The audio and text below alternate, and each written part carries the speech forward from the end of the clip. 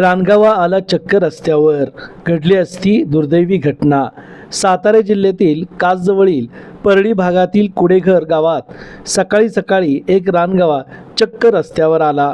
यामुळे नागरिकांसह सर्वांचीच तारांबळ उडाली। हा रानगावा रस्ता पार करत असताना त्याने काही सेकंद दोन चाकी गाडीवरील व्यक्तीकडे पाहिले। त्यामुळे तीही व्यक्ती एका जागेवर स्तब्ध झाली।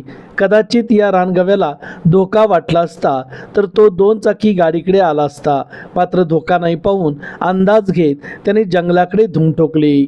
मात्र यामुळे दोन चाकीवरील व्यक्तीची काही वेळ भीतीने चांगलीच गाळण उडाली।